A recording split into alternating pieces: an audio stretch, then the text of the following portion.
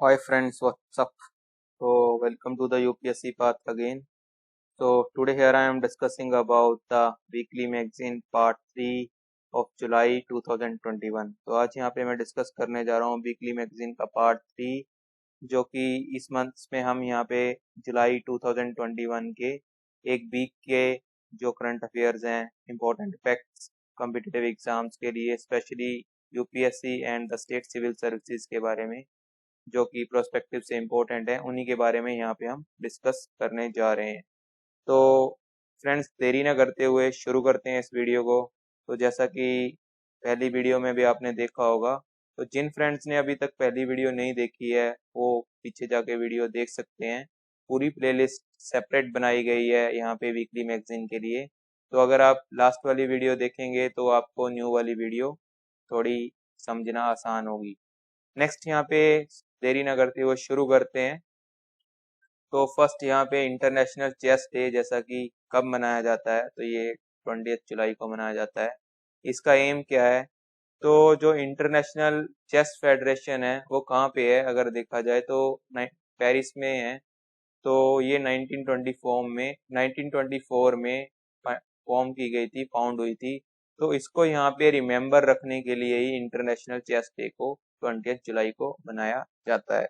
तो इसमें यहाँ पे ये आइडिया किसके द्वारा प्रिपेयर किया गया है, तो फैक्ट्स के बारे में यहाँ पे देखें तो ये आइडिया है जो कि इंटरनेशनल चेस डे मनाने का किसके द्वारा, यूनेस्को के द्वारा प्रपोज किया गया है। तो ये कब से इंडिया में मनाया जा रहा है? It has been celebrated in India since 1966। तो ये इंपॉर्टेंट फैक्ट्स हैं इसके बारे में। नेक्स्ट यहाँ पे साइंस एक्सप्लोरेशन डे जो कि ये भी 20 जुलाई को ही मनाया जाता है। तो इसमें यहाँ पे इम्पोर्टेंट फैक्ट्स क्या हैं? तो इसको मून डे भी कहा जाता है। Science day is also known as moon day.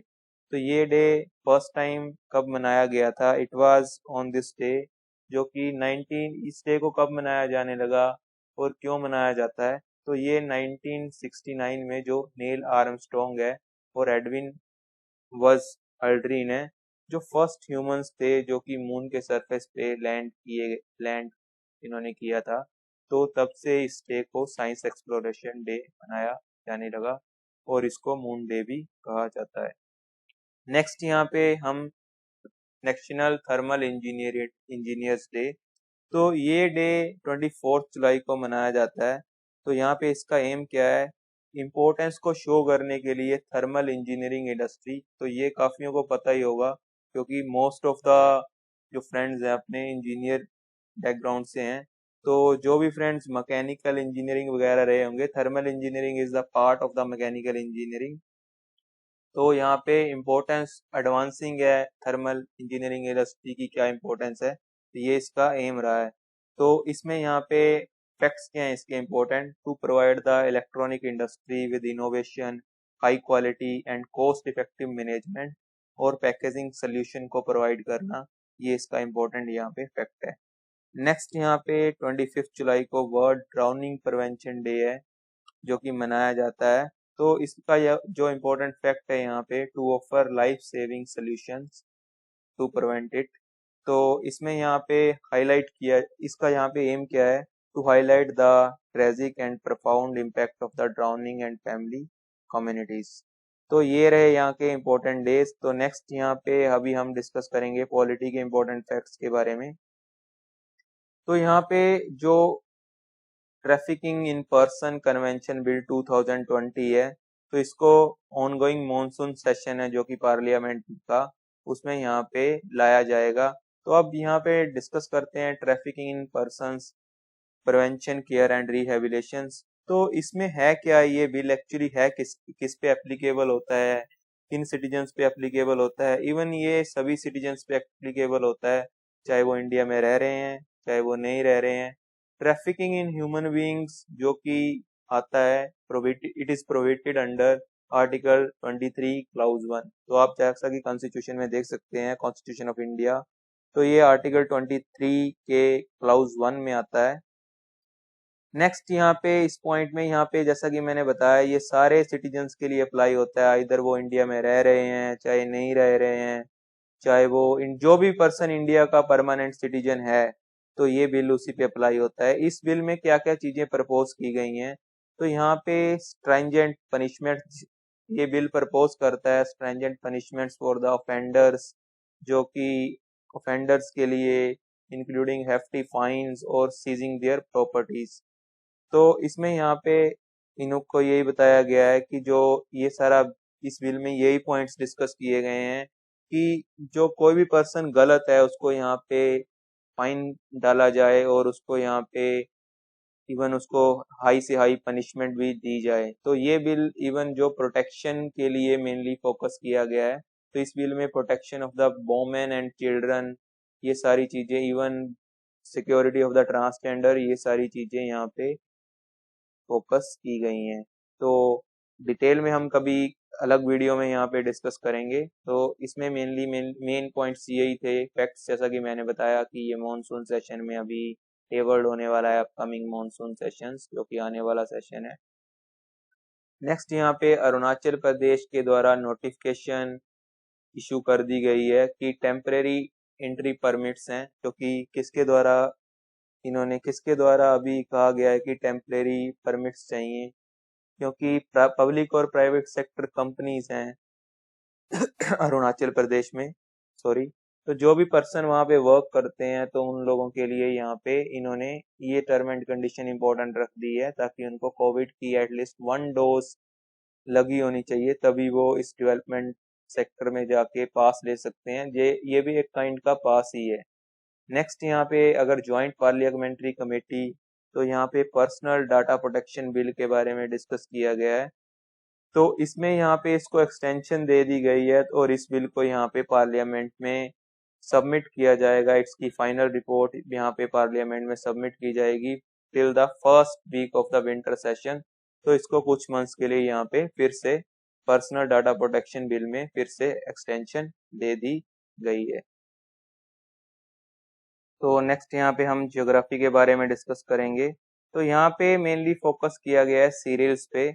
तो यहाँ पे यही बताया गया है कि जो सीरियल्स है वो accounted for the 50% shares for the all field crops developed in the country. तो लास्ट 7 ईयर से जो सीरियल है उसका यहाँ पे 50% शेयर है वो प्ले हो रहा है field crops of the developed in the country.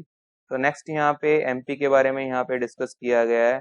तो एमपी में जो ग्वालियर एंड ओरछिया सिटीज हैं जो कि सिलेक्टेड किए गए हैं यूनेस्को के द्वारा सिलेक्टेड किए गए हैं हिस्टोरिक अर्बन लैंडस्केप प्रोजेक्ट के, जो कि स्टार्ट हुआ था इन 2012। तो अभी जो और 4 ग्वालियर हैं उनको यहाँ पे 7th है और 8th सिटीज हैं इंक्लूड कर लिया गया है। तो जो 6 सिटीज हैं ऑलरेडी इस प्रोजेक्ट में हैं। तो इवन जो 7th और 8th सिटीज हैं ये कहाँ से हैं, ये ग्वालियर एंड ओरछिया, ये एमपी में अप्लाई करते हैं। नेक्स्ट यहाँ पे US which has previously imposed sanctions to prevent the completion of a major gas pipeline। तो पहले जो यूएस ने कुछ सैंक्शंस लगा रखे थे कि पाइपलाइन के कारण रशिया और जर्मनी के जो गैस पाइपलाइन है, तो उसको यहाँ पे यूएस के द्वारा अब इसको ना फोकस करते हुए अप्रूवल दे दिया गया है। नेक्स्ट यहाँ पे आईएमडी डिपार्टमेंट, जो कि इंडियन मेट्रोलॉजिकल डिपार्टमेंट है, उसके द्वारा यहाँ पे ऑरेंज अलर्ट और येलो अलर्ट हैं कुछ डिस्ट्रिक्ट्स के लिए, यहाँ पे अलर्ट जारी कर दिए गए हैं। अब बात यहाँ पे पॉइंट आता है कि येलो अलर्ट है वो जारी कर दिया गया है तिरुवनंतपुरम में, और जो ऑरेंज अलर्ट है वो जो कि कोझिकोड और वायनाड और इडुक्की डिस्ट्रिक्ट्स को जारी कर दिया गया है। अब फर्स्ट यहाँ पे बात करें कि आईएमडी है क्या। आईएमडी अगर देखा जाए तो ये एक मेट्रोलॉजिकल डिपार्टमेंट है जो कि यहाँ पे सारी सिचुएशन को मैनेज करता है, और सारे जो इसमें क्या अभी सिचुएशन है उस हिसाब से अलर्ट जारी कर देता है ड्यू टू हैवी रेन। तो डिफरेंट टाइप्स के अलर्ट्स होते हैं। तो यहाँ पे सबसे खतरनाक होता है, जैसे कि सबसे माइनर होता है, माइनर से शुरू करते हैं, जो कि येलो अलर्ट होता है। तो येलो अलर्ट में यहाँ पे मेट्रोलॉजिकल डिपार्टमेंट के द्वारा पीपल को अलर्ट कर दिया जाता है due to heavy rain and storm के कारण। तो इसमें जहाँ पे पॉसिबिलिटी होती है हैवी रेन के होने के कारण होती है, तो यहाँ पे फ्लड आने की पॉसिबिलिटी होती है, तो इसको कहा जाता है येलो अलर्ट, तब जारी किया जाता है। तो नेक्स्ट यहाँ पे अगर ब्लू अलर्ट की बात करें तो जब यहाँ पे थंडरस्टॉर्म और रेन की पॉसिबिलिटी काफ़ी ज़्यादा रहती है, काफ़ी एरियाज में रहती है, तो इसको ब्लू अलर्ट कहा दिया जाता है। नेक्स्ट यहाँ पे ऑरेंज अलर्ट के बारे में अगर हम बात करें तो ऑरेंज अलर्ट में जो साइक्लोन्स आ जाते हैं, तो साइक्लोन्स की जो स्पीड होती है वो 65 से लेके 75 किलोमीटर पर आवर रहती है। तो यहाँ पे पॉसिबिलिटी होती है कि 15 से 15 टू 33 रेनफॉल यहाँ पे आपको देखने को मिले। तो नेक्स्ट यहाँ पे सिचुएशन आ जाती है सबसे डेंजर, जो कि जिसको कहा जाता है रेड अलर्ट। तो रेड अलर्ट तभी जारी किया जाता है जब एक डेंजर साइन वहां पे दिख रहा हो, और जब वहां पे ये पॉसिबिलिटी हो कि जो स्पीड है रेन की, तो और स्पीड है रेन की काफी हाई हो जाती है, साइक्लोन आने के चांसेस होते हैं। और नेक्स्ट यहाँ पे जो विंड की स्पीड है वो 130 किलोमीटर पर आवर होती है, जो कि ट्रेन की स्पीड के कंपैरिजन में है। तो इसीलिए यहाँ वहाँ पे रेड अलर्ट जारी कर दिया जाता है। तो आफ्टर जियोग्राफी यहाँ पे हम इकोनॉमी के बारे में डिस्कस करते हैं। तो यहाँ पे जो फर्स्ट है, सुप्रीम कोर्ट के द्वारा यहाँ पे ऑर्डर कर दिए गए हैं टेलीकॉम मेजर्स के लिए। तो यहाँ पे फोकस किया गया है अरिथमेटिक एरर्स हैं उनकी कैलकुलेशन के लिए, यहाँ पे एडजस्टेड ग्रॉस रेवेन्यू है जो कि डिपार्टमेंट ऑफ टेलीग्राम के द्वारा इशू यहाँ पे किया गया है। नेक्स्ट यहाँ पे अगर बात करें तो गवर्नमेंट रेवेन्यू कलेक्शन के बारे में बात की गई है। तो यहाँ पे एक्साइज ड्यूटी है जो कि पेट्रोलियम पे काफ़ी हाई हो गई है, क्योंकि पेट्रोलियम का प्राइस डे बाय डे बढ़ता जा रहा है। तो यहाँ पे 74% ईयर ऑन ईयर। तो यहाँ पे अभी जो एक्साइज ड्यूटी है जो कि देखने को मिली है 3.45 लाख करोड़। तो 6 महीने में ये आपको यहाँ पे एक्साइज ड्यूटी है, ये 3.45 लाख करोड़ है एक्साइज ड्यूटी यहाँ पे पेट्रोल पे एक्सपोज की गई है। नेक्स्ट यहाँ पे according to the RBI data, दो fresh issuances of the commercial papers हैं वो 37% जंप किए हैं, जो कि 1.71 लाख करोड़ हैं इन द जून 2021। तो इसके अलावा यहाँ पे आरबीआई के डिप्टी गवर्नर हैं, उन्होंने यहाँ पे बताया है कि यहाँ पे विजिबिलिटी डिजिटल करेंसी की to make the wholesale and retail payments के लिए जल्द ही यहाँ पे देखने को मिलेगी। ये आरबीआई डिप्टी गवर्नर के द्वारा यहाँ पे बताया गया। तो आफ्टर यहाँ इकोनॉमी, यहाँ पे हम इन्वायरमेंट के बारे में डिस्कस करेंगे। तो इन्वायरमेंट में जैसे कि इम्पोर्टेंट फैक्ट्स ये रहे हैं कि जो चीफ मिनिस्टर हैं उत्तराखंड के, वो कौन है, first of all Pushkar Singh Dhami. तो उनके द्वारा यहाँ पे प्लांटेड सैपलिंग्स, जिन्होंने यहाँ पे प्लांट्स, यहाँ पे ग्रीनरी ऑन द अर्थ के लिए यहाँ पे उत्तराखंड सेलिब्रेटेड द हरेला। तो ये हरेला है क्या, तो इसको फेस्टिवल ऑफ द ग्रीनरी कहा जाता है। तो यहाँ पे प्लांट्स लगाए गए हैं ताकि पीस, प्रोस्पेरिटी और इन्वायरमेंट कंजर्वेशन देखने को मिल सके। नेक्स्ट यहाँ पे Ganga is heavily polluted with the micro plastics. तो माइक्रो प्लास्टिक है क्या, जो भी कोई 5 mm से माइनर प्लास्टिक है जो कि जैसे है कि फेंक देते हैं, और ये अगर देखा जाए तो रिवर्स में जाके मिल जाता है even due to the rainfall. तो वाराणसी, हरिद्वार, कानपुर, दिल्ली सिटी में यहाँ पे ये देखने को मिले हैं। तो गंगा यहाँ पे हैविली पोल्यूट हो रही है due to the micro plastics. तो इसके बाद यहाँ पे हम IR and international relation and reports के बारे में डिस्कस करेंगे। So important report is the here is the India inequality report 2021। तो इंडिया अनइक्वल हेल्थ स्टोरी है जो कि पब्लिश की गई है ऑक्सफैम इंडिया के द्वारा। तो यहाँ पे ये पॉइंट बताया गया है, इंडिया को काफी बेकार बताते हुए बताया गया है कि जो 70% जनता है इंडिया की, वो रूरल एरियाज में रह रही है। इवन जो सिर्फ 30% पॉपुलेशन है वो अर्बन एरियाज में रह रही है। तो यहाँ पे यही बताया गया है कि इवन 70% पॉपुलेशन को यहाँ पे 40% बेड ही अवेलेबल हैं। तो ये सारी चीजें यहाँ पे फोकस की गई है। तो इन्होंने ये भी बताया कि यहाँ पे कास्टिज्म वगैरह पे मेन फोकस हो रहा है, इवन पर्सन की हेल्थ पे ज़्यादा फोकस नहीं हो रहा। तो इस पे यहाँ पे मेन पॉइंट्स कोविड को देखते हुए ही इंडिया इनइक्वालिटी रिपोर्ट है ऑक्सफैम के द्वारा यहाँ पे has been published by the Oxfam India के द्वारा पब्लिश की गई है।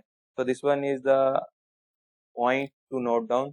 नेक्स्ट यहाँ पे ओपीसी है। तो OPEC that is the organisation of the petroleum exporting countries. And its allies led by the Russia. तो ये completely agree हैं to withdraw the COVID related products cut by the September 2022 तक Covid जो related production है उसको यहाँ पे withdraw कर दिया जाएगा, कम कर दिया जाएगा, प्रोडक्शन को कम कर दिया जाएगा। तो नेक्स्ट यहाँ पे हम इसके बाद डिस्कस करेंगे साइंस एंड टेक। तो जो साइंटिस्ट हैं जो कि आईआईटी मद्रास हैं, तो इन्होंने यहाँ पे इवेल्यूशन किया है, that is the evaluation of the solar photovoltaic cell. तो इस पे यहाँ पे स्टेबिलिटी के बारे में मेनली करा गया है। तो making it both stable and reducing the downsides that came with the stability. तो इसके अलावा यहाँ पे नासा के द्वारा एक न्यू स्पेसक्राफ्ट है जिसका नाम है NEA स्काउट। तो यहाँ पे has completed the all requirement test. तो नासा के द्वारा ये है, इसको सारे टेस्ट जो है पास कर चुका है। तो has been safely tucked inside the space launch system. तो इसको यहाँ पे स्पेस लॉन्च सिस्टम में जल्द ही यहाँ पे लॉन्च किया जाएगा। नेक्स्ट यहाँ पे हेल्थ मिनिस्टर हैं जो कि मनसुख मनवेदिया जी हैं। उन्होंने यहाँ पे अभी जो इन्होंने ट्यूसडे को यही बताया कि जो सेवरल इंडियन कंट्रीज हैं वो कोविड की प्रोडक्शन को इंक्रीज कर रही हैं, कोविड वैक्सीन को, ताकि जो कंट्री है that the country may become the first in the world to the DNA based vaccine। तो यहाँ पे कंट्री है जो कि फर्स्ट बन सके वर्ल्ड में to develop a DNA based vaccine. तो इनके द्वारा यहाँ पे इतना ही कहा गया है। पर उधर से आप साइंस एंड टेक के अलावा यहाँ पे इनइक्वालिटी रिपोर्ट पे फोकस कर सकते हैं। तो ये पॉइंट यहाँ पे ऑक्सफैम इंडिया के द्वारा पब्लिश किया गया है। अनइक्वल हेल्थ स्टोरी है, तो कितने परसेंट पर्सन्स हैं, क्या इसके की पॉइंट्स हैं। तो ये सारी चीजें यहाँ पे point wise point question important facts हैं जो कि पूछे जा सकते हैं। सो आज के लिए फ्रेंड्स इतना ही। So thanks for the watching. So don't forget to subscribe the channel, क्योंकि आपको यहाँ पे रेगुलर ऐसी वीडियोस कॉम्पिटिटिव एग्जाम्स के लिए देखने को मिलती रहेंगी। तो आज के लिए यहाँ पे इतना ही। तो have a good night and best of luck to all of you.